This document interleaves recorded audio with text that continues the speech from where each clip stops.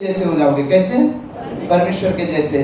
तो परमेश्वर ने पहले ही आदम और हवा को अपने जैसा बनाया था कि नहीं बनाया था? लेकिन फिर उसको प्रलोभन दिया गया, झूठ बोला गया, और इस झूठ को हासिल करने के लिए, परमेश्वर के जैसे होने के लिए, उन्होंने परमेश्वर की आज्ञा तोड़कर परमेश्वर के नजर में पाप करके अपने अधिकार को खो दिया कि परमेश्वर को पिता कह सके। लेकिन जब हम प्रभु यीशु मसीह के पास आते हैं तो बाइबल में लिखा हुआ है, यूहन्ना पहले अध्याय 12-13 वचन में, जितनों ने उसके ऊपर विश्वास किया, अर्थात जितनों ने उसे ग्रहण किया, उसको फिर से परमेश्वर के पुत्र यीशु मसीह ने परमेश्वर को अपना पिता कहने का अधिकार दिया। Praise the Lord. हम सब इंसान को, चाहे आप यहाँ पहली बार आए हैं तो आपके लिए खुशी की बात यह है कि आपकी जनरेशन से पिछली जो बीती हुई पीढ़ियां है, उसने परमेश्वर को कभी पिता कहकर बोला नहीं होगा, क्योंकि उन्होंने उस अधिकार को खो दिया। हमारे पूर्वजों ने उस अधिकार को खो दिया। लेकिन आज यीशु मसीह को भेजने के द्वारा हमें परमेश्वर अपने संतान बनाना चाहते हैं, और फिर से हमें परमेश्वर पिता, उसको पिता पुकारने का अधिकार देते हैं। और फिर क्या होता है मालूम है? जब हम परमेश्वर के संतान हो गए तो बाइबल में लिखा हुआ है, दूसरे कोरिन्थी 5 अध्याय के 17 वचन में, यीशु मसीह में अगर है कोई तो कौन है? कौन है यीशु मसीह में? नई सृष्टि है। आप एक नई सृष्टि हो जाते हैं। और फिर ऐसे लिखा है, देखो सारी पुरानी बातें बीत गई है, और फिर देखो सब वो कैसी हो गई? नई हो गई। तो पहली चीज है कि प्रभु यीशु मसीह में हमें पिता को, परमेश्वर को पिता बोलने का अधिकार मिल गया। और दूसरा ये हुआ कि हम नई सृष्टि हो गए और पुरानी बातें बीत गई। कई बार पुराने जीवन जीने के जो हमारे तौर तरीके होते हैं, उसमें हम अपने अधिकार को खो देते हैं, जो आदम के तरीके थे। और जब हम उस तरीके से चलते हैं, जो अधिकार को खो देते हैं, तो हम क्या करते हैं? डर से भर जाते हैं। किस चीज से भरते हैं? डर से। तो आज हमें परमेश्वर ने हर एक चीज पर अधिकार दिया। वैसे एक छोटा सा विषय मेरा है, डर के ऊपर अधिकार। किसके ऊपर? डर के ऊपर अधिकार। देखिए, शैतान का एक सबसे बड़ा हथियार है डर, जो वो हर जगह पर लेकर जाता है। और उस अधिकार के द्वारा वो डरा कर हमसे क्या करता है? परमेश्वर से हमारे जो पिता, हमारे जो उससे संतान होने का अधिकार है, या उसको पिता कह के पुकारने के अधिकार है, उस अधिकार को वो हमसे छीन लेना चाहता है। हमारे जिंदगी में डर डालने के द्वारा या प्रलोभन डालने के द्वारा वो हमसे उस अधिकार को छीन लेना चाहते हैं। हम देखते हैं कि उत्पत्ति इसके 25वें अध्याय के 31वें वचन में अधिकार बेच दिया गया। इब्रानियों इसके 12 के 14-15 में ऐसा लिखा हुआ है कि तुम में से कोई एसाव के समान न हो, जिसने एक समय के भोजन के लिए अपने ज्येष्ठ होने के अधिकार को बेच दिया। तो क्या हुआ? उसने अपने अधिकार को बेच दिया। उसके पास अधिकार था, उसने अधिकार खरीदा नहीं था, उसके पास खुद अधिकार था, लेकिन उसने इस अधिकार को बेच दिया। किस चीज के लिए? एक वक्त के भोजन के लिए। और बाइबल में लिखा है, फिर उसने रो रो कर, आंसू बहा बहा कर भी ये चाहा कि उसको फिर से अधिकार मिले। उसको फिर अधिकार दिया गया? नहीं दिया गया। आंसू बहा बहा कर भी उसको नहीं दिया गया। तो क्यों? मालूम है?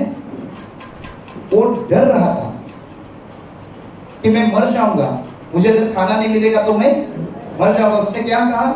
जब याकूब ने उससे कहा कि अपना ज्येष्ठपन का अधिकार मुझे बेच दे, तो किस चीज में उसने बेचा? लाल डाल में। और फिर जब उसने अधिकार मांगा तो एसाव ने बोला कि मुझे इस ज्येष्ठपने से क्या फायदा है? अभी मैं खाने के बगैर मर रहा हूं, तेरे को कोई पद की पड़ी है तो एक काम कर, मेरा पद तू ले ले, अधिकार तू ले ले बड़े होने का, लेकिन मुझे अभी रोटी और जो डाल है वो दे दे। तो डाल और रोटी के कारण में उसने क्या किया? अधिकार बेच दिया। क्या था? उसको मरने का डर था। मैं खाना नहीं खाऊंगा तो मैं मर जाऊंगा। देखिए, बहुत प्रकार के डर बाइबल में है। और जब हम देखते हैं कि यीशु मसीह नाव में जाते थे, आंधी तूफान से लोग डरे कि नहीं डरे? और बाइबल में हम जहां भी देखते हैं वहां एक अदृश्य डर है। मेरे पास समय कम हमेशा रहता है और इसलिए मैं ठीक से बता नहीं पा रहा हूँ। एक अदृश्य डर है। और अगर आप देखें तो परमेश्वर ने हमें डरने के लिए नहीं रखा है।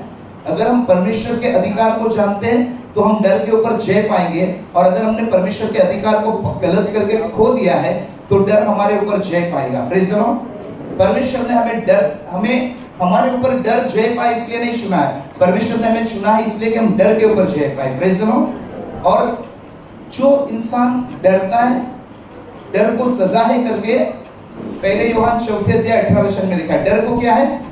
सजा है। देखिए, अगर आप देखें, आदम ने जब ये कहा परमेश्वर से कि मैंने वाटिका में तेरी आवाज को सुनी और मैं डर गया और तुझसे तेरे डर से मैं छुप गया, तो परमेश्वर ने उसको डराने वाला कुछ किया था क्या? नहीं। अगर आप उसके 3 के 10 या 11 वचन को देखेंगे तो वहां परमेश्वर पूछते, तुझे किसने कहा कि तू नंगा है? यानी कि परमेश्वर ने उसके ऊपर इल्जाम भी लगाया नहीं था। परमेश्वर हमें डराने के लिए नहीं है, लेकिन कई बार खुद ब खुद हम डरते हैं और डर के कारण से छुपते हैं या गलतियां करते हैं।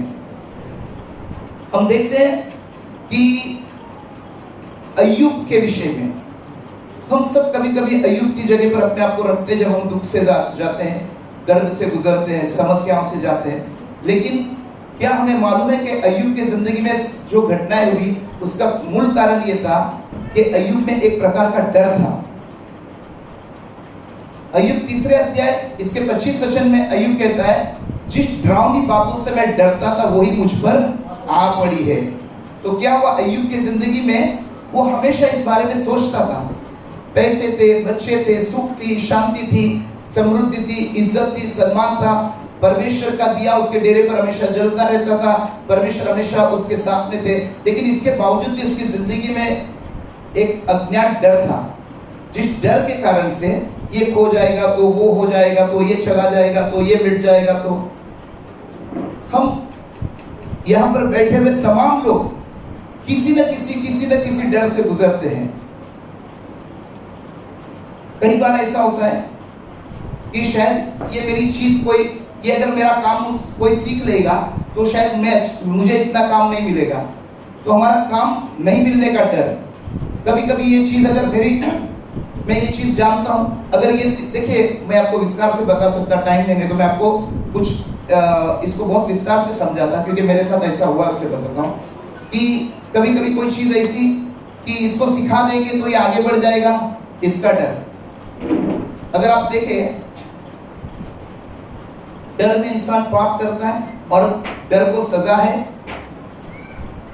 ये जैसे बाइबल में लिखा हुआ है।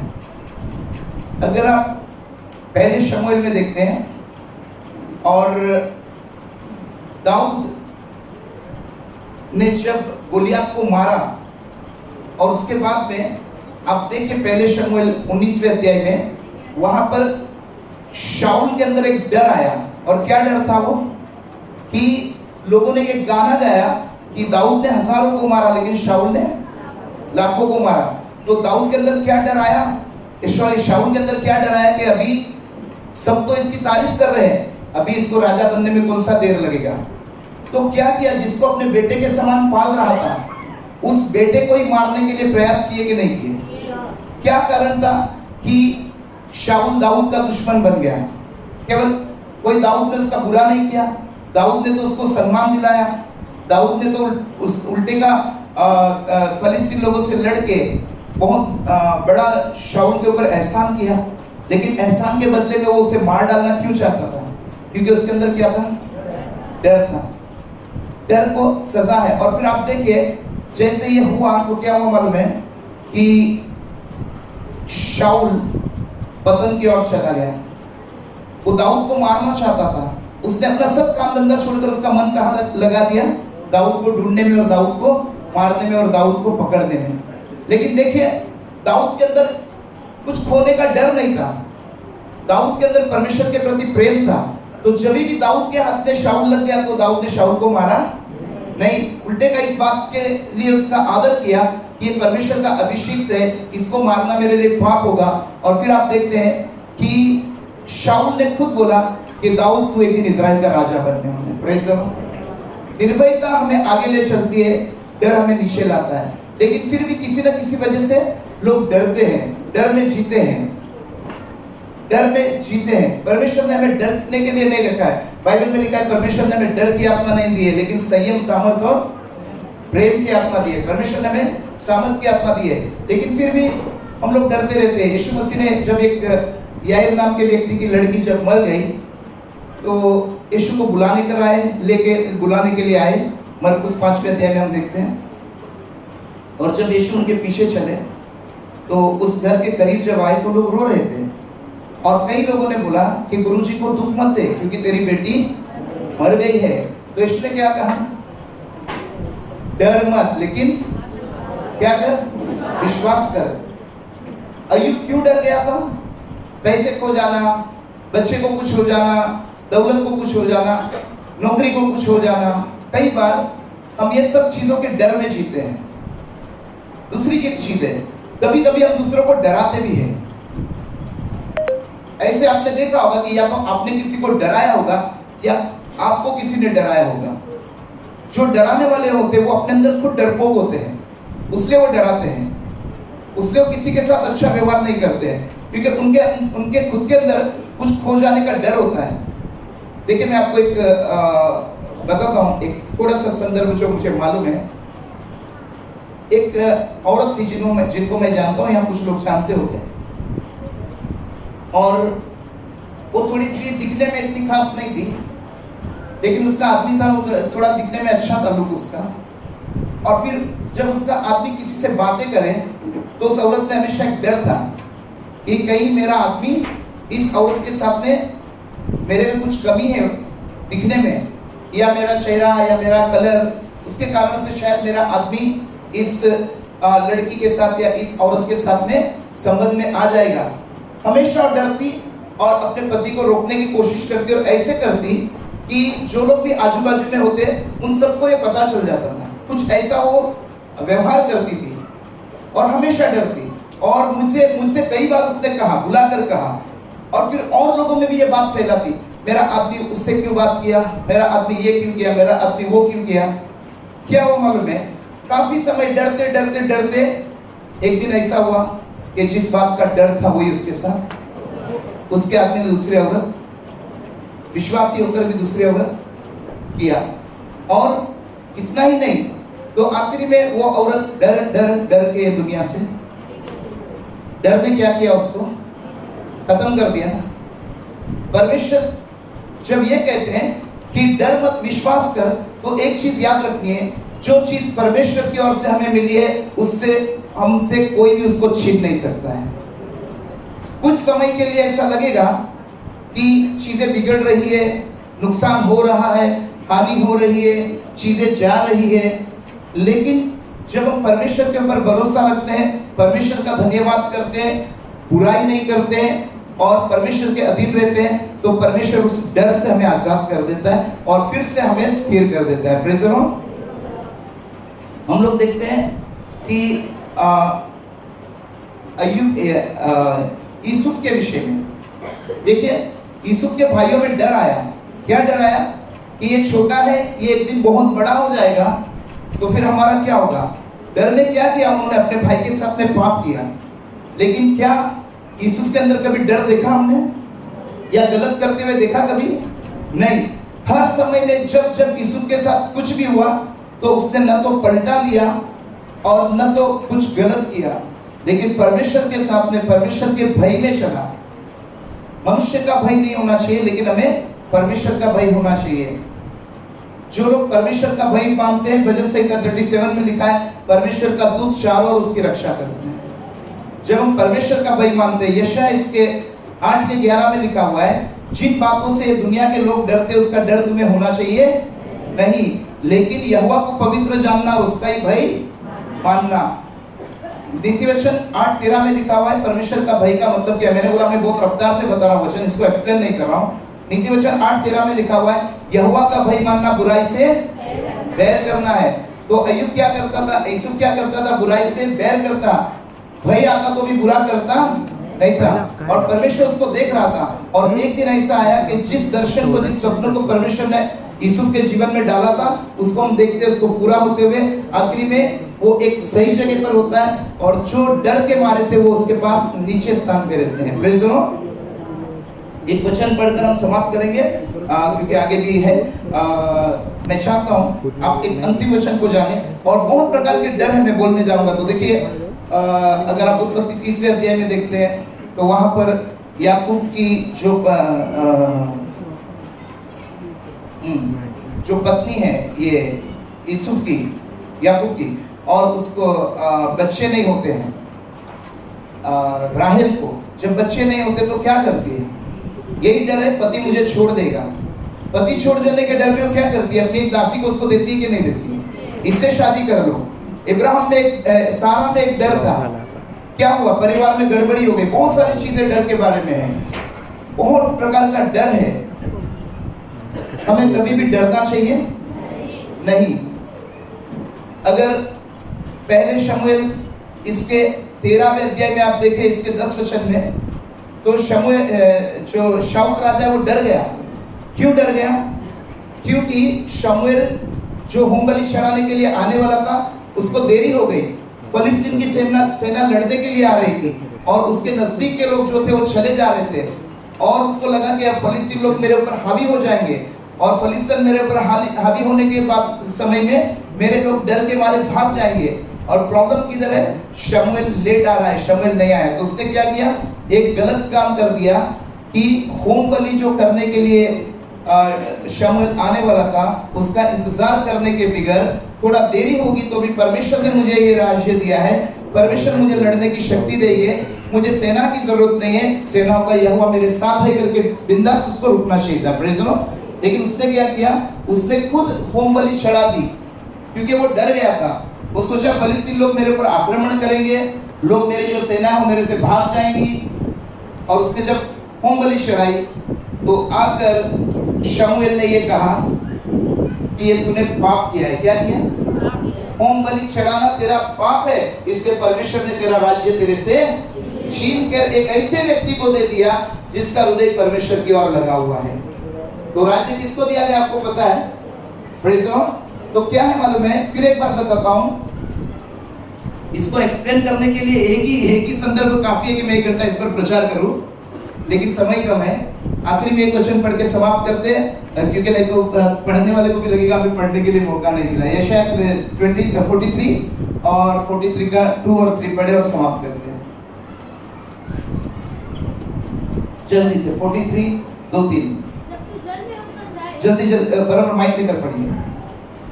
दूसरा वचन से, जब तू जल में होकर जाए, ऊपर से पढ़िए, एक वचन से पढ़िए, ये 2 है तो। हे इस्राएल, हाँ, तेरा रचने वाला और हे याकूब, हाँ, तेरा सृजनहार, हाँ, यहोवा, हाँ। अब यूं कहता है, देखो परमेश्वर क्या कहता है, सुनिए आपको। हाँ, मत डर। क्या कहा? क्या कहा? यशायाह 41:10 में लिखा हुआ है, मत डर क्योंकि मैं तेरे, इधर उधर मत ताक क्योंकि मैं तेरा, तुझे छुड़ाकर मिस्र से लाने वाला मैं हूं। मैं तेरा दाहिना हाथ से तुझे पकड़कर तुझे दृढ़ करूंगा। Praise the Lord. यहोशू 1:5 में लिखा हुआ है, तेरे जीवन भर तेरे सामने कोई ठहर नहीं पाएगा, जैसा मैं मूसा के साथ था वैसा मैं तेरे साथ हूं। Praise the Lord. तो हमें डरना चाहिए और हमें एक नई सृष्टि होने के कारण से हर हालत में परमेश्वर के ऊपर क्या करना चाहिए? विश्वास करना चाहिए कि ये हालात को देखकर मैं डरूंगा नहीं। अगर कोई मेरे नौकरी को छीन लेने वाला ऐसा लगता है तो डरने का नहीं। ओके, पढ़ लीजिए, इसको समाप्त करते हैं। हे इस्राएल, हे इस्राएल, तेरा रचने वाला, हाँ, और हे याकूब, हाँ, तेरा सृजनहार, हाँ, यहोवा, हाँ, अब यूं कहता है, अब यूं कहता है, मत डर। क्या कहा? क्या कहा? मत डर। हाँ, क्योंकि मैंने तुझे छुड़ा लिया है। किसने छुड़ा लिया है? उसने छुड़ा लिया तो कोई तुमको बांध सकता है क्या? पढ़िए। हाँ, मैंने तुझे नाम लेकर बुलाया है। मैंने तुझे नाम लेकर बुलाया है। हाँ, तू मेरा ही है। किसके हैं हम? अब किसी का डर है क्या? हमें परमेश्वर के संतान होने का अधिकार है कि नहीं है? अब हमें किसी का डर है क्या? कोई डरावनी चीज हमें डराएगी क्या? अय्यूब की जिंदगी में जो चीजें उन्हें डर डाला और जो उसकी दशा कर दी, क्या वो डर हमें आएगा क्या? नहीं आएगा। पढ़िए। जब तू जल में होकर जाए, जब तू जल में होकर जाए, मैं तेरे संग संग रहूंगा। कौन रहेगा साथ में? आपके हर लड़ाई में, आपके हर डरावनी चीज में परमेश्वर आपके साथ है। आपको उसको पुकारना होगा, उस पर विश्वास करना होगा। पढ़िए। और जब तू नदियों में होकर चले जब तू नदियों में होकर चले तब वे तुझे डुबा न तब वो सकेगी। तुझे डुबा नहीं सकेगी। जब तू आग में चले जब तू आग में चले तब तुझे आँच न लगेगी तुझे आँच न लगेगी। और उसकी लौ हाँ तुझे न जला सकेगी। हाँ। क्योंकि मैं यहोवा हाँ। तेरा परमेश्वर हूँ, इस्राएल का Praise the पवित्र। Lord। परमेश्वर हमें कहते मत डरना क्योंकि मैं तेरे साथ हूँ, हमें डरना नहीं है। धन्यवाद करता हूँ आप सभी का, थोड़ा समय मुझे मिला इसलिए। खड़े हो जाए, 1 मिनट के लिए प्रार्थना करते हैं और खत्म करते हैं।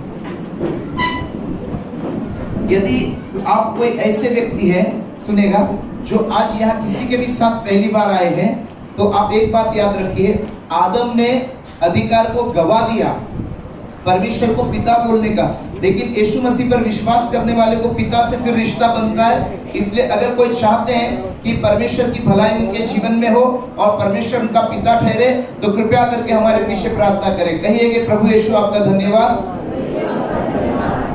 मेरे पापों के लिए, क्रूस के ऊपर मरने के लिए।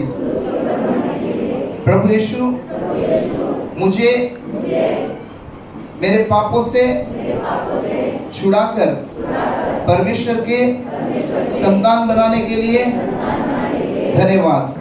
आज से मैं स्वर्गीय परमेश्वर को अपना पिता कहकर पुकारूंगा। आज से मैं सच्चे और जीवते परमेश्वर की संतान हूँ। धन्यवाद। आप प्रभु में आगे बढ़िए, परमेश्वर आपको आशीष देगा। मैं चाहता हूँ ये समय होगा ऑफरिंग का,